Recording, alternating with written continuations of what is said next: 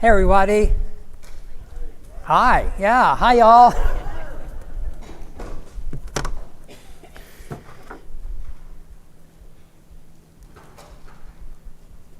I got to start a timer because oh, there is perfect right there. It's on the monitor. And find the great start for the first speaker. Let's see if this works. Look at that. Hi, I'm Al Reese. You saw my picture and my name on the screen. I'm a volunteer with the American Red Cross here in the Virginia region. And the Virginia region includes most of Virginia except for a little bit of Northern Virginia, which belongs to the capital region up there, and a little bit of Virginia up by West Virginia, way up by Maryland. So we pretty much cover the whole Commonwealth here. You've heard about the Red Cross. Anybody has heard about the Red Cross before, maybe? Yeah. Has everybody volunteered? You're going to all line up tomorrow or Sunday, whenever the blood drive is. You know, this is one of the things the Red Cross does. And we all know about all of the work that the Red Cross does in helping people in need in times of disaster and fires and all those kinds of things. I do a part of the Red Cross, a little bit of the part of the Red Cross that most people don't know that we do, but is actually part of the founding person for Red Cross, Clara Barton, back in the late 1800s. This was why the Red Cross was formed, and that was to promote service to the wounded, the sick, the people who had been in combat, the soldiers and sailors, to be able to promote humanity and to be able to take care of our servicemen who had been hurt and put in harm's way during conflict. And so this little part of our mission, what we do is we have the mission to raise awareness about the laws of war or international humanitarian law.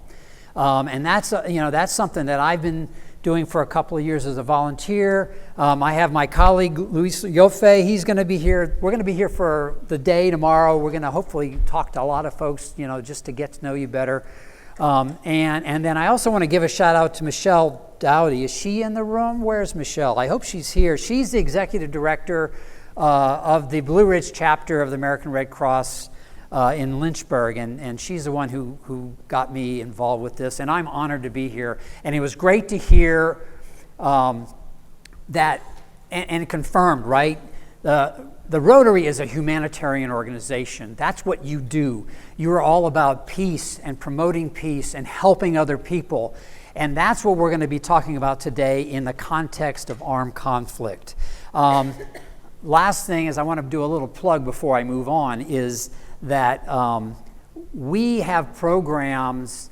If you need a speaker for anything dealing with what we're talking about today, let me know. I'll have information because we can come to you, any group, and we're happy to talk about this in more detail than we're talking about today. The world is full of these terrible humanitarian crises right now. I'm sorry, I want to see who you are. That's why I'm doing this. The world is full of these terrible humanitarian crises right now, and we only have to look at the news, and we look at it every day and see the terrible things that are going on, and how humanity is being very negatively impacted by armed conflict around the world. Now, I'm not going to give any opinions about one thing or another or about particular crises because the Red Cross is a neutral organization.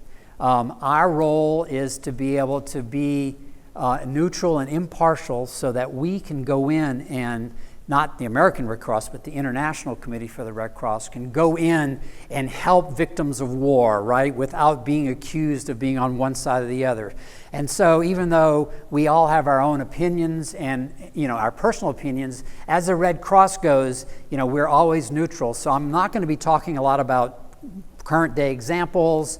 And if you talk to us, during the course of the next day or so, we're not in a position to say this is not or is. What I am here to do is to give you some tools about international humanitarian law that you might be able to use to understand a little bit about what's going on out there. Something that when you hear something in the news, you can analyze what you're hearing based on what international humanitarian law says about it. And we're going to do, in the next 15 minutes, we're going to talk about a huge body of rules and law that are designed to protect humanity. And you can see from the slide that international humanitarian law, which is the law of war, which is called the law of armed conflict also, it's a set of rules, right? It seeks to limit, for humanitarian purposes, it seeks to limit the effects of armed conflict. And when we talk about armed conflict, what we're talking about is really kind of the war situation. We're not talking about things like internal disturbances or riots. We're talking primarily about wars between countries or internal wars that rise to the level of being an armed conflict.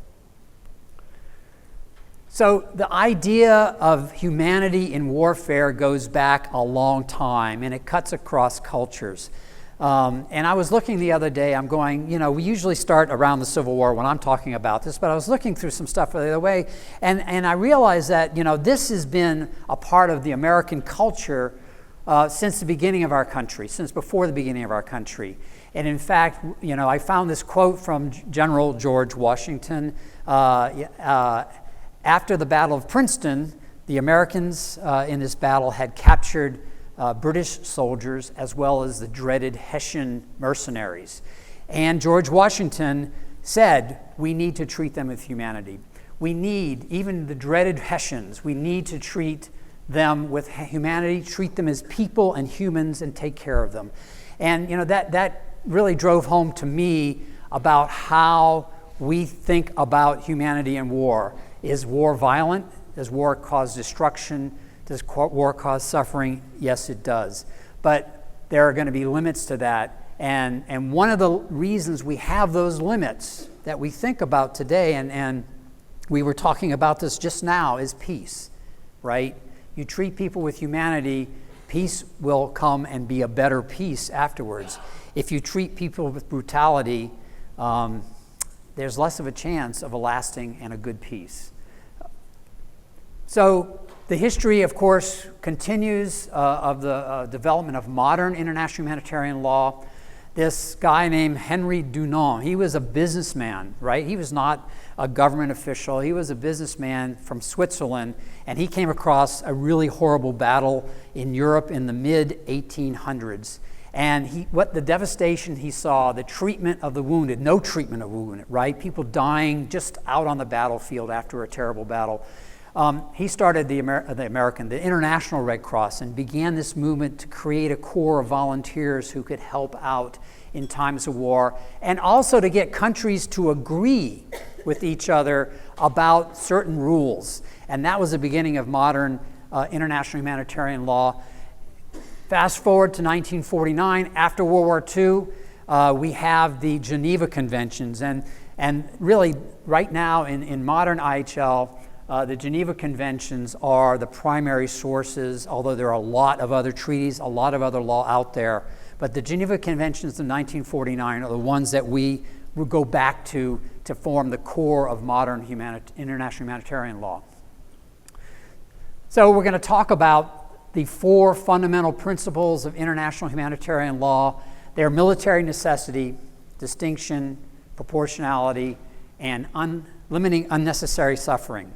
Now, IHL applies only during an armed conflict, right? So if there's not a war going on, IHL doesn't apply. Other kinds of rules, domestic law applies, international human rights law might apply. So there are other kinds of law that apply, but during an armed conflict is when IHL kicks in. And this is not about the law about whether it's just to go to war, whether a country is legally going to war. That's a whole different body of law. We're not going to talk about that.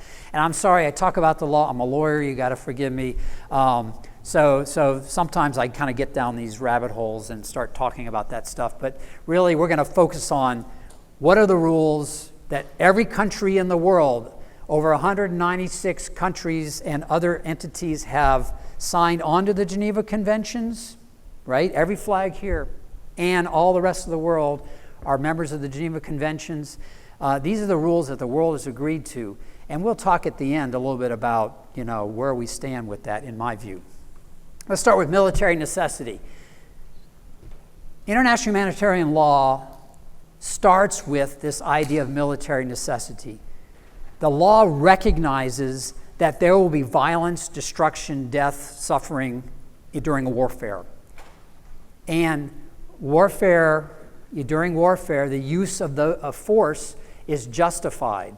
So that's the part that you probably don't hear a lot about when you talk about international humanitarian law, is the fact that the use of force, and you'll see more about this, but we're starting here with military necessity. The use of force is justified to be able to get the complete submission of the enemy as soon as possible, right? So that use of force, the use of military force. And so the principle of military necessity starts out with a recognition that use of force is a part of what warfare is all about. However, you start having with military necessity, you start thinking about, so what are the limitations we're going to do, right? And so the use of force has to be to accomplish a legitimate military purpose. And what is a legitimate military purpose? Well, it really talks about starting to think about what's the purpose of a war? What is the purpose for this? And a military purpose, to use force against an enemy in any kind of way, there has to be some military value in doing it. There has to be a target that clearly is a military objective, and if it doesn't achieve a military purpose, then it shouldn't be attacked. Okay, and so when you talk about a valid military objective, it's something that has military value to the enemy because of its nature, because of its use, its purpose, or its location. So, for example, a bridge might be a civilian bridge, right, crossing the river, but if the enemy is using that bridge or could be using that bridge to move military forces, it could turn into a valid, legitimate military target, right? So this is not a tightly constrained, but you have to be able to say what the purpose and what the objective is, and it has to be a military objective. The last part of this principle of military necessity is that you can use force if you're a country that's engaging in a war, but you can't use force that is otherwise prohibited by IHL. That sort of is sort of the lead into the other principles. Now, these principles all are connected together. So when you're thinking about military necessity or some of the other, they all kind of play together. So it really, you can't see one look at it alone. Now, what I want to show, and what I meant to show, is that when you're thinking about military necessity, if you see the picture on the screen there, that's in France, maybe Belgium, I can't sort it out really, but World War I, right? City devastated. And when you start thinking about the devastation of this urban area, the question you should start asking yourself, is this a legitimate military objective? Was this city targeted as a military objective? And if so, why? What was the purpose? Was it a legitimate purpose? I'm not going to give a judgment on that, right? And also we have to realize in World War I, the technology was a lot different, so you couldn't just pinpoint, in an attack. But think about these things. As you see the photos that go through on the presentation, think about what is the purpose? Is it otherwise prohibited by international law, by IHL? So those are the types of things we need to be asking ourselves when we look at things in the news, or for example, if we're a commander and we go, what is the purpose? Can I do this? That's the first of the four principles. The second is this principle of distinction. And what distinction is, it's kind of a twofold thing. One is that to be able to attack an enemy target, you have to be able to distinguish it from civilian things, right? If you can't tell the difference between the civilian and the enemy combatant, then you can't attack that target because you have to be able to distinguish. Now, in modern technology, there are all kinds of ways to distinguish things, right? So that's the first part of it. The second part is that if I am a combatant, if I'm engaged in the conflict, I have to distinguish myself. I have to separate myself from the population. I have to be able to be identified as an enemy. That doesn't mean I can't camouflage or hide or do all that kind of stuff, but when we're in the conflict, we have to be able to distinguish ourselves. We also have to be able to distinguish where the enemy is. So there's the question is, who is a civilian? Who is a combatant? This is the the Popular Liberation Army in Colombia, 1999. Are these people combatants? Well, what can we tell? We have uniforms, maybe. They're carrying arms openly. They're under command. We don't know that, but from the facts, they're under command. So it's likely that they are combatants, and they may even be considered under the law not just terrorists, but legitimate combatants, right? Lawful combatants. Interestingly enough, this group of combatants was receiving training on IHL, just like I'm training you guys right now. You're ready to go out there. You can see the Red Cross training pamphlet in her hand. Very interesting. So they were being trained on how to comply with the law of war. There are all kinds of protected persons. These are people who are protected under international law. Civilians, people, soldiers and sailors and airmen, Marines, people who have been who were in combat, but they have been wounded or shipwrecked or they're sick and they're no longer involved in combat. Medical personnel, religious personnel, people who are out there as aid agencies, people who are in the Red Cross. So these are types of protected persons, and they receive protections under the law, and they shouldn't be attacked at any time. There's also the distinction of civilian objects and military objectives. Now here it's pretty clear, I think. You have a civilian object that actually is not only a civilian object generally, but it is a church, right? And the church receives protections under the law. And you have a tank that has been attacked. And this leads me to another point, that when you're dealing with attacking targets, if you can, you need to distinguish and be able to attack the target, the military objective. Again, the attacking force is never lawfully attacking a civilian object. And we'll talk a little bit more about that later. So protected objects. This dam here is in South Dakota. It is a specially protected object like all other dams in a conflict. Because of why? Because if it is breached, if it's destroyed downstream, right, it's releasing really dangerous forces. And so that's one protected object. But of course, things like any civilian object is protected. Medical facilities, religious, cultural, historical facilities. Now what I want to point out is that it is possible for these protected people or objects to lose their protection, right? If they do take action, engage in the hostilities, it is possible for them to become military objectives. That gets to be a very difficult question for a commander who is ready to make an attack, to decide how is this protection, what do we have to do. Commanders really have a hard time. People actually planning and engaging in attacks sometimes have really, really difficult questions and answers. Distinctive emblems, they recognize the Red Cross, they recognize medical facilities and other types of protected objects. Next is proportionality. This principle is a balancing test. It's about civilian harm. And as I mentioned earlier, it's never appropriate, it's never lawful for the military to attack a civilian object. But what the law recognizes is that when you attack a legitimate military objective, you might know as a commander that you're going to harm civilians, right? There'll be death and injury and destruction of military property. And so the commander has to make a balancing test before ordering the attack.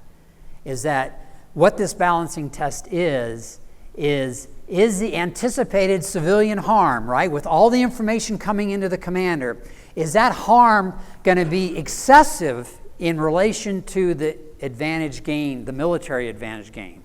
So I put the GPS satellite up here because this is sort of a very modern day, right? All of us have phones, all of us bank, we bank online. Imagine if the GPS system were taken out. We would be lost for a little while at least. Some of us are old enough to remember before that. But our whole economic system is based on GPS. It's not just our maps, right? This is an Air Force, Space Command now. This is a Space Command asset. This is a military built, paid for, designed asset. They just happen to let us use it. What's the proportionality if you take it out? Is the damage going to be excessive? Last principle, limiting unnecessary suffering. And really what this is, it's this principle, and it's really focused more on military, right? The military to military. Is the weapon or the tactics that are going to be used create superfluous injury, unnecessary suffering? And the classic description is from a fair, like decades and decades ago, is can we use glass bullets that shatter inside you and then they can't see the bullet? And so it's that kind of idea, is like it's okay to take out the enemy, but it's not okay to create suffering that does more than just take out the enemy, but creates this unnecessary suffering. And really most of this is taken care of in treaties that ban particular types of weapons or tactics. For example, the Chemical Weapons Convention. This is World War I right here, and you can see that these French medics have their gas masks on. Chemical weapons, it has been determined by the international community. Really, we have gotten together and said this creates unnecessary suffering more than we need. I'm just about finished here. So those are the 4 principles. I ran through them, right? We have a lot that we could talk about. IHL today is under fire, right? Because you hear about all the violations or the supposed or alleged violations or the real violations. And there's, as I mentioned at the beginning, we are in the middle of these humanitarian crises with armed conflicts around the world. I think that what we don't hear about in the news are the every armed conflict around the world where IHL is being upheld. Every time an enemy soldier is being treated by the other side, that's upholding IHL. Every time the Red Cross can go and visit a prisoner of war camp, that's upholding IHL. Every time the prisoner of war is being treated humanely, which happens all the time, that's IHL. Every time aid gets into a conflict zone because the parties have allowed it to go in, that's upholding IHL. That's humanitarian services. And I think that we do, in fact, I think there's a great value in having this body of rules that we agree to, even if there are those, the terrible violations that might be occurring. And that's my positive spin on it, but I really feel that way about it. And we just don't hear about all those good things that are happening because of IHL. That's all I have. We'll be around. If you want to talk to us, find us, and you can. That's a QR code, goes to the website. We also will have some handouts if you want to be able to get that QR code to learn more about IHL. Thank you all. I'm honored to be here. Appreciate it.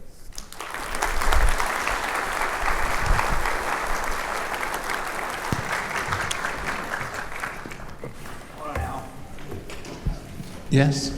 This conference is made possible. Go ahead. This conference is made possible thanks to our generous sponsors. We want to thank the one on the top the most. I want to just take a quick aside. Al, thank you for all the work that you do and the Red Cross does around the world, locally, in all facets of things. So I don't know if you know this, but the Paul Harris Fellow is the highest honor that a Rotarian gives to either people inside of our club or to community members that are living the life of service above self. And for every $1,000 that's given to the Rotary Foundation, a Paul Harris is recognized. So on behalf of District 7570, I am proud to recognize you as a Paul Harris Fellow.